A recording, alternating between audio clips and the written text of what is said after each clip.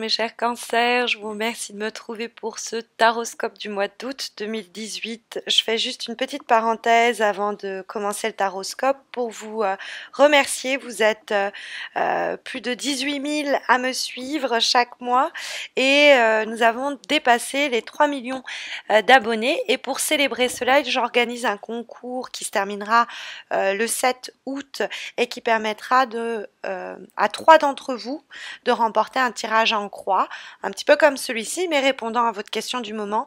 Donc le concours se passe exclusivement sur YouTube. Vous avez une vidéo sur ma page d'accueil qui vous en explique les modalités et je vais poster en commentaire de cette vidéo le lien de la vidéo en question pour participer au concours. Bon, après il y a un autre concours sur Facebook, vous le savez, chaque mois, qui vous permet également de remporter un tirage en croix. Vous avez le descriptif vous avez le lien de ma page Facebook dans le descriptif de cette vidéo. Bon, revenons aux énergies du mois d'août, des prochaines semaines. Alors, on a le roi d'épée qui apparaît. Alors, vous n'êtes pas un signe d'air, hein, vous êtes un signe d'eau. Donc, ça peut être un signe d'air qui fait une éruption dans votre vie, qui surgit, puisque le roi d'épée, c'est alors les Gémeaux, les balances et les verseaux. Donc il pourrait avoir notamment un homme qui pourrait susciter l'émergence de nouveaux projets, de nouvelles idées, mais également de nouveaux sentiments, de nouvelles émotions. Alors il n'est pas impossible que cette personne rentre dans notre cercle amical avant tout, ce n'est pas forcément une histoire amoureuse, mais c'est vrai que bon, l'as de coupe nous met sur cette piste, mais la tempérance nous parle de relations amicales. Alors, est-ce que on a une personne de notre relation amicale une personne avec qui on entretient un rapport amical, il va avoir un changement de la nature de la relation et on va se dire qu'il y a un potentiel pour commencer quelque chose d'amoureux? C'est éventuellement possible, donc plutôt avec un signe d'air dans ce cas-là, hein, c'est le roi d'épée.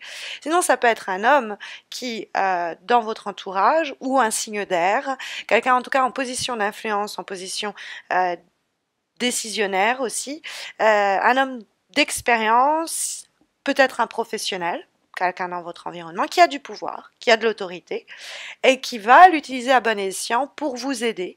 C'est peut-être vous qui endossez les pouvoirs et le rôle du roi d'épée. Dans ce cas-là, soyez juste, puisque c'est le roi d'épée, c'est quelqu'un qui peut être quelquefois un peu tranchant, mais qui a toujours l'équité, la justice de son côté.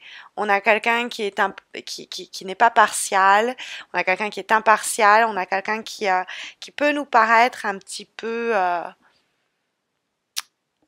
dur quelquefois, mais en réalité il est juste.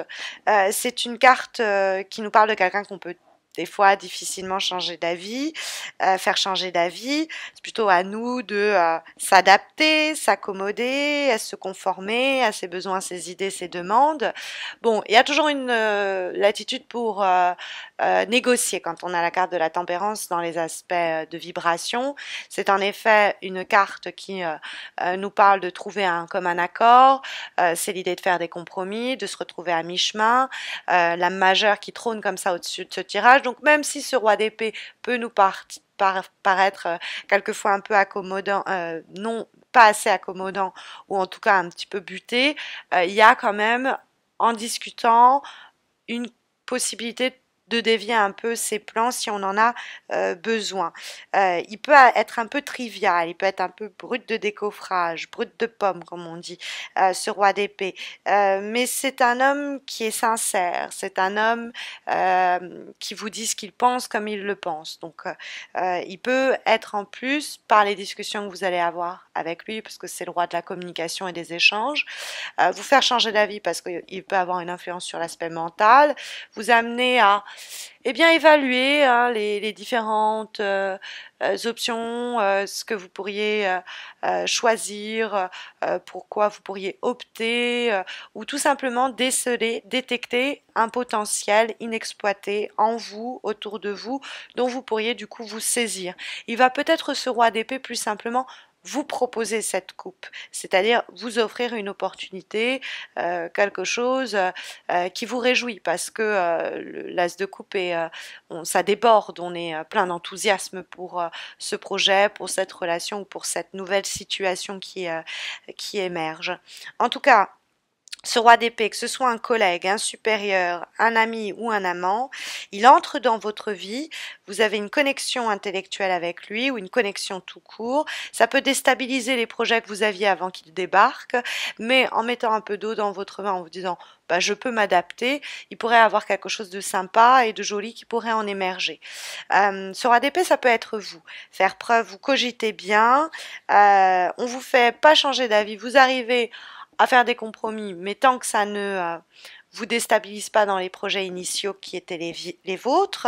Et puis, on, on peut faire des fois aussi des compromis avec soi-même, hein, c'est éventuellement possible, mais on arrive à prendre des décisions fortes, hein, parce qu'on tranche dans le vif. Le roi d'épée, il y voit clair, il a un jugement, il a de la jugeote, il a une appréhension logique de la situation, et du coup, il a de bonnes idées, de bons projets, de bonnes initiatives, hein. Alors, bon, malgré tout, ce roi d'épée, il doit justement faire preuve de vivacité d'esprit, puisqu'il peut être confronté à des événements imprévus, un peu inattendus, ou qui viennent à bousculer ou perturber nos projets, nos désirs sur du plus long terme. Le 2 de bâton, dans les obstacles, ça peut être une période où on est un petit peu déstabilisé, sinon désorganisé. Il y a une question de planning, parce que c'est les premières phases d'une situation, et le 2 de bâton, c'est on n'y voit pas clair, où on est, il y a de la dualité encore intérieure en rapport, une confrontation interne, ou des fois un peu de rivalité, en rapport, en relation avec des projets d'avenir, de leur progression. On sait plus par quel bout prendre la chose, ça nous prend par surprise, mais c'est pas plus mal. Le 2 de bâton renversé, c'est des événements. Le 2 de bâton dans les obstacles, pardon, c'est des événements inattendus, imprévus, générateurs de stress. Peut-être on s'attendait pas à cette opportunité, à ce qu'on nous offre ça, qu'on nous propose ceci, mais il faut s'en saisir. Il y a des changements à faire pour le mieux. Le 2 de bâton, c'est juste, oulala, comment je m'organise, comment je fais, comment je m'y prends, comment je réagis. Parce que ça, peut-être, c'était même quelque chose qui tardait à surgir, et puis quand ça surgit, ça nous prend un peu de court. Peut-être que c'est nous qui devons aller voir ailleurs pour provoquer cet as de coupe à jaillir. Mais c'est vraiment l'idée d'anticiper pour atteindre au mieux ses objectifs, parce qu'on est désarçonné pendant une période. Mais c'est juste pendant une période, parce que la carte de la tempérance, elle nous rassure. Elle permet un équilibre. Elle permet d'assurer une stabilité.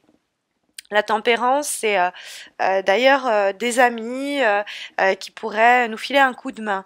Le roi d'épée, en l'occurrence, c'est une période en effet d'ouverture aux autres par le dialogue, les échanges, la coopération, la médiation. On arrive à faire jaillir cette idée, ce projet, à régénérer des rapports, à créer de nouveaux contacts aussi. Hein, la tempérance, c'est créer un nouveau réseau ou enrichir son réseau, le développer, hein, sur un plan des relations humaines, évidemment. C'est une carte où on va se diriger vers tout ce qui a trait à la communication. On a un pouvoir de persuasion, de négociation au cours des prochaines semaines, dont on devrait savoir jouer et se réjouir. Bon, la tempérance, ça peut nous parler de quelque chose un peu intérimaire, intervallaire, par intervalle. C'est par exemple un temps partiel, ça peut être des missions en intérim, des choses comme ça. Mais bon, la tempérance, c'est une période d'équilibre, de sérénité à laquelle on aspire. Donc, on peut avoir une période où on patiente, où on essaye que les choses soient bien équilibrées, puisqu'on pourrait être un petit peu décontenancé par certains événements. Et une fois que voilà, tout est un peu plus détendu, que les choses sont un peu plus rondes, si je peux dire, on a ce nouvel élan qui peut être amorcé. Après, c'est vrai, comme je vous disais, la tempérance, ça peut être on oscille entre de l'amitié et de l'amour, on hésite entre le nouveau et l'ancien, quelquefois aussi avec la tempérance. Alors avec l'as de coupe qui vient donner la direction aux événements, on va plutôt opter pour la nouveauté. L'as de coupe, les coupes, c'est le plan relationnel et émotionnel. Donc quand on a un as, c'est un potentiel fabuleux pour démarrer une nouvelle amitié, une nouvelle collaboration, une nouvelle relation amoureuse, se lancer autour d'un nouveau projet à plusieurs, parce qu'il y a aussi cette idée de compromis, mais aussi de coopération, de communion et de coalition qu'on voit surgir à travers la carte de la tempérance, qui encourage donc d'unir nos forces pour faire jaillir ce nouveau projet et cette nouvelle idée. L'as de coupe, c'est quand même on vous voit le cœur débordant d'émotions, quoi. Et on ne peut que s'en réjouir, d'autant plus quand on voit que l'avant-dernière lame que nous avons, qui est issue d'un oracle, celui du Tao, nous avons la très belle carte The Clinging, l'idée de quelque chose qui paf, qui connecte, ça fait clic, quoi, et c'est une carte de passion. Donc, ça peut être des nouvelles passions, c'est vous trouvez un nouveau, je sais pas, vous voyagez, vous tombez complètement amoureuse de cette ville, de cette île, de ce pays, de cette langue, de ces coutumes, et c'est quelque chose de fou. Vous êtes un nouveau monde à découvrir, hein, c'est le cas de le dire. Ça peut être une nouvelle relation où il y a tout de suite un feu comme ça qui prend très vite, ça connecte, ça communique, le contact prend comme ça assez rapidement. C'est une carte d'illumination. Ça peut être voilà une sorte d'éclair, une idée comme ça qui nous prend et à laquelle on se dévouer corps et âme parce que c'est une carte où on fait pas les choses à moitié. Il y a cette idée aussi en plus où ça déborde avec l'as de coupe. Il y a un surgissement d'énormément d'émotions qui nous revitalisent, mais qui passe quand même par l'autre. Hein. Cet autre pouvant être ce roi d'épée, hein, notamment. On a en dernière énergie pour ce mois d'août une dernière lame issue d'un autre oracle, celui Journey of Love, et nous avons Sweet Soul Rising, donc la douce âme qui s'élève. Très belle énergie pour clôturer ce tirage et donc ces énergies du mois d'août. La carte en question qui vient de cet oracle Journey of Love, nous dit qu'il y a quelque chose de plus grand qui nous attend, quelque chose qu'on ne peut pas anticiper, quelque chose qu'on ne peut pas voir venir, qui peut nous prendre par surprise et nous déstabiliser. C'est une surprise, ce qui nous attend. Et c'est peut-être pas ce qu'on espère ou pas ce qu'on attend, mais ce dont on a besoin. Et il n'y a même pas à véritablement fournir des efforts pour que ça se présente à nous. Au contraire, il y a quelque chose qui vient à notre rencontre, hein, et qui vient éclairer, égayer et peut-être même rendre plus incandescent notre quotidien et ça passe visiblement par une personne en particulier. Donc ça peut être un contact dans ce réseau que l'on se fait, il y a ce roi d'épée qui nous ouvre une porte, qui donne sur un tout nouvel horizon et on est très passionné à cet égard et on se laisse porter par cet événement qu'on ne pouvait pas anticiper. Ça peut être plus relationnel, on l'a vu et on l'a abordé. En tout cas, j'espère que ce tirage sera vous aiguiller, vous guider, vous accompagner au cours des prochaines semaines. Je vous retrouve d'ici 2 ou 3 semaines, pas plus, parce que je pars en vacances à compter du 24 août et cela jusqu'au 10 septembre. Donc les horoscopes d'août, de septembre, pardon, seront plus tôt mis en ligne.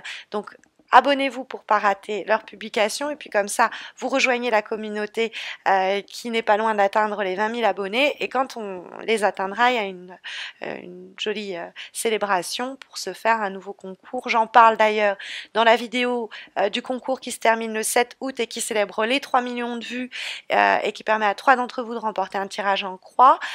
Vous avez cette vidéo en commentaire de cet horoscope mais également sur ma page d'accueil l'accueil YouTube. Et puis vous avez le concours hein, sur Facebook qui permet aussi de remporter un tirage en croix. Je vous souhaite à tous et à toutes de belles vacances pour ceux qui partent. Bon courage pour les autres et à très vite j'espère. Prenez soin de vous.